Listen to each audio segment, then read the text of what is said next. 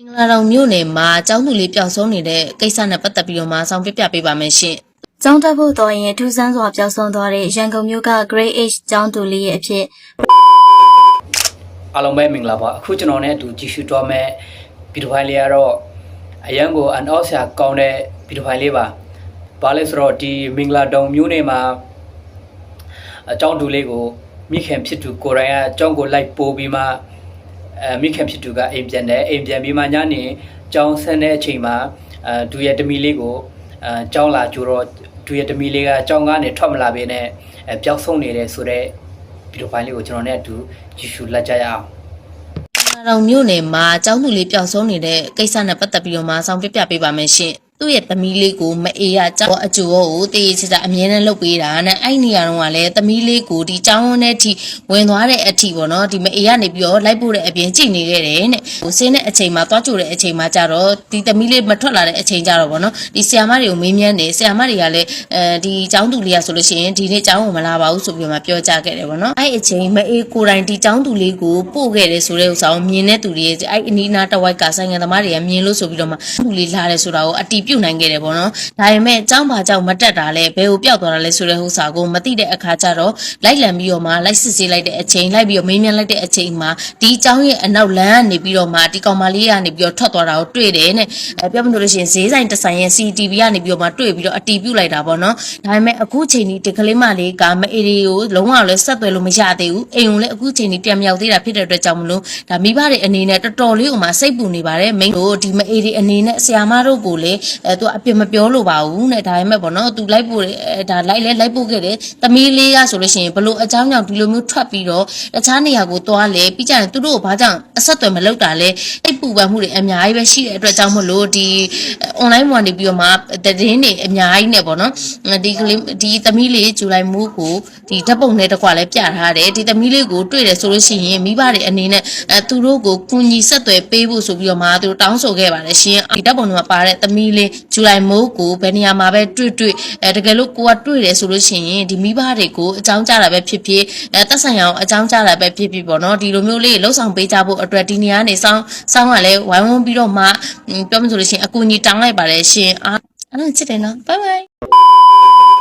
်ဒီဗီဒီယိုလေးမြင်တာနဲ့လူတိုင်းများများလေး share သွားပေးကြပါရှင်ညီကိုမနမစိတ်တက်လေးနဲ့များများလေး share သွားပေးကြပါအခုဒီဗီဒီယိုလေးကဆိုလူပြောက်ကြညာလေးပေါ့နော်မက်ဂျူလိုက်မိုးကောရှက်ပီကာတီဆိုတဲ့ညီမလေးကအကြောင်းသွားနေနေပျောက်သွားပါတယ်ရှင်တကယ်လို့မိဘတွေကိုလိမ်ပြီးတော့တငယ်ကျဲပေါင်းသင်းနေရှိကိုရောက်နေခဲ့တယ်ဆိုလို့ရှိရင်လည်းတငယ်ကျဲပေါင်းသင်းနေရနေပြန်ပြီးတော့မိဘထံကိုအကြောင်းကြားပေးကြပါအနှံပေးကြပါတကယ်လို့ဟိုချစ်သူရီစားနောက်ပါသွားခဲ့တယ်ဆိုလို့ရှိရင်လည်းညီမလေးကိုမိဘတွေကစိတ်မဆိုးပါဘူးလို့နော်ညီမလေးအမြန်ဆုံးဆက်သွယ်ပေးပါလို့ဒီကနေပဲမေတ္တာလေးရက်ခံပေးပါတယ်ပေါ့နော်အခုဒီဗီဒီယိုကြည့်နေသူအားလုံးလည်းဉာဏ်မြတ်တာရဲခံပါတယ်ဒီဗီဒီယိုလေးကိုပေါ့နော်ဟို share သွားပေးကြပါလို့ဉာဏ်မြတ်တာရဲခံပါတယ်ရှင်ဟိုလူပြောက်ကျင်ညာလေးတွေကိုလည်းအမတို့ဒီ like ကတ်ထားပါတယ်သူရဲ့ဦးလေးတွေဖြစ်တဲ့သူတွေအတော်တွေဖြစ်တဲ့သူတွေအရန်ကိုစိုးရင်ပူပန်နေရပါတယ်ရှင်2ရက်တောင်ရှိပါပြီပျောက်သွားတာတော့လောလောဆယ်မှာတော့ပေါ့နော်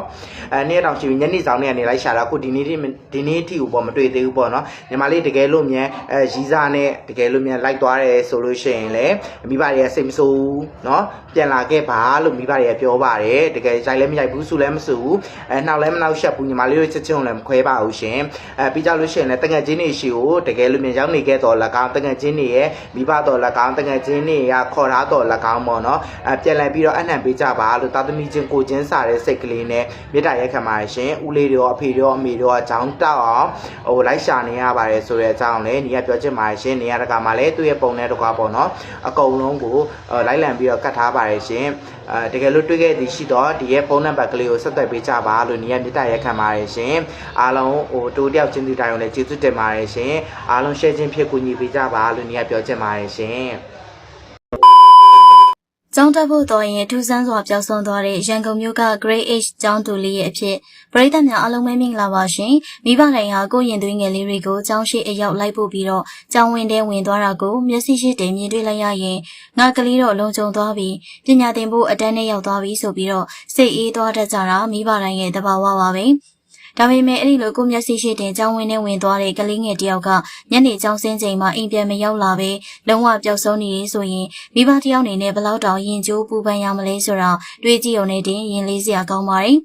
ပျောက်ဆုံးသွားတဲ့ကလေးငယ်လေးကတော့မင်္ဂလာတုံမြို့နယ်မှာနေထိုင်ပြီး Grade H တက်ရောက်နေတဲ့အထက်မှာတန်းကျောင်းသူလေးမကျူလိုက်မို့ခေါ်ရှာပီကာပဲဖြစ်ပါတယ်။အဖြစ်ပြက်ကတော့ဒီလိုပါပုံမှန်ရက်တွေလိုပဲမိခင်ဖြစ်သူဟာသမီးလေးမကျူလိုက်မို့ကိုကျောင်းသွားဖို့အတွက်မနက်၈နာရီမိနစ်20အချိန်လောက်မှာကျောင်းရှိအထိကိုရိုင်းကိုကြကြိုပို့လုပ်ပြီးတော့လိုက်ပို့ပေးခဲ့ပါတယ်။မိခင်ဖြစ်သူရဲ့မျက်စိရှိမှတင်သမီးလေးကကျောင်းဝင်းထဲကိုလုံခြုံစွာနဲ့ဝင်သွားခဲ့ရပါဒီအခြေအနေကိုအဲ့ဒီအနားမှာရှိနေတဲ့ဆိုင်ကယ်ကယ်ရီမောင်းနဲ့အကိုတယောက်ကလည်းတက်တဲ့အဖြစ်အတိအကျမြင်တွေ့ခဲ့တယ်လို့ဆိုပါတယ်ဒါပေမဲ့နေ့လယ်ကျောင်းဆင်းချိန်ကိုရောက်တဲ့အခါမှာတော့မိခင်ဖြစ်သူအတွက်ကဘာပြတ်မတက်သတင်းစိုးတစ်ခုကိုကြားလိုက်ရပါတယ်အဲ့ဒါကတော့အတန်းပိုင်ဆီယာမကနေတဆင့်သမီးလေးဒီနေ့အကြောင်းကိုရောက်မလာပါဘူးဆိုတဲ့စကားပါပဲမနက်ကတင်ကိုမျက်စိရှိအကြောင်းဝင်းထဲဝင်သွားတာတေချာနေလျက်သားနဲ့အခုလိုမျိုးအတန်းလေးကိုမရောက်ဘူးဆိုတဲ့ကိစ္စကအလွန်ကိုထူးဆန်းပြီးတော့ဗဟေဒီဆန်နေပါတယ်။ယနေ့ချိန်ထိလည်းမိသားစုနဲ့လုံးဝအဆက်အသွယ်ပြတ်တောက်နေစေဖြစ်ပါတယ်။ချက်ချင်းဆိုသလိုမိသားစုဝင်တွေဟာကျောင်းအာဏာပိုင်တွေနဲ့ပူးပေါင်းပြီးတော့ကျောင်းတွင်းမှာတပ်ဆင်ထားတဲ့ CCTV ကင်မရာတွေကိုပြန်လည်စစ်ဆေးဖို့ကြိုးစားခဲ့ကြပါတယ်။ဒါပေမဲ့လည်းကန်ဆိုးကျင်တော့ကျောင်းက CCTV တွေကပျက်စီးနေခဲ့တဲ့အတွက်အရေးကြီးတဲ့တဲလွန်စားကိုကျောင်းအတွင်းကနေမရရှိခဲ့ပါဘူး။ဒါပေမဲ့မိသားစုကဇွဲမလျှော့ပဲကျောင်းပတ်ဝန်းကျင်ကဆိုင်တွေကိုအကူအညီတောင်းပြီးတော့လိုက်လံစုံစမ်းရမှာတော့အရေးကြီးတဲ့လမ်းစာတစ်ခုကိုတွေ့ရှိခဲ့ရပါတယ်။အနီးနားမှာရှိတဲ့စိန်ပန်းကုန်းမဆိုင်ရဲ့ CCTV မှတ်တမ်းအရမတ်ကျူလိုက်မိုးလေးကကျောင်းထဲကိုဝင်သွားပြီးနောက်ပိုင်းတိတ်မကြခင်မှာပဲကျောင်းရဲ့အနောက်ဘက်လမ်းကနေပြန်လည်ထွက်ခွာသွားတာကိုမြင်တွေ့ခဲ့ရပါတယ်။သူမထွက်သွားတဲ့လမ်းကြောင်းကရွှေပေါက်ကံဘက်ကိုဦးတည်နေရလို့လည်းအနီးနားပတ်ဝန်းကျင်ကတဆင့်သိရှိရပါတယ်။ဒီလိုမျိုးတောကမီတွေတောက်လောင်နေရတဲ့အချိန်မှာတောင်မိသားစုဝင်တွေရဲ့စိတ်ထားကတကယ်ကိုလေးစားစရာကောင်းပါတယ်။ကိုသမီးလေးကျောင်းဝင်းထဲကနေပျောက်သွားတာတောင်မှကျောင်းကဆရာမတွေကိုအပြစ်တင်တာမျိုးရမ်းရှာတာမျိုးလုံးဝမလုပ်ခဲ့ပါဘူး။ဆရာမတွေစီကိုတကယ်ပဲရောက်မလာခဲ့တာဖြစ်နိုင်ပါတယ်။ဆရာမတွေကိုအပြစ်မဆိုပါဘူးဆိုပြီးတော့မိသားစုဘက်ကနေနားလည်မှုရှိရှိနဲ့ပုံပွင့်လင်းလင်းပြောကြားထားပါတယ်။သူတို့ရဲ့လက်ရှိတစ်ခုတည်းသောစံတာကသမီးလေးအမြန်ဆုံးအိမ်ပြန်ရောက်လာဖို့နဲ့ဘေးအန္တရာယ်ကင်းရှင်းဖို့ပါပဲ။အခုဆိုရင်အချိန်တွေတနာရီပြီးတနာရီကုန်ဆုံးလာတာနဲ့အမျှဖခင်နဲ့မိခင်ဖြစ်သူတို့ရဲ့ရင်ထဲကပူပန်မှုတွေဟာဘလောက်တောင်ကြီးမားနေမလဲဆိုတော့ကိုချင်းစာကြည့်လို့ရပါတယ်။ဒီဗီဒီယိုကိုကြည့်နေကြတဲ့သူတွေအနေနဲ့အထူးသဖြင့်ရွှေပေါက်ကံမင်္ဂလာတုံနဲ့အနီးတစ်ဝိုက်မှာနေထိုင်သွားလာနေကြတဲ့ပြည်သူတွေအနေနဲ့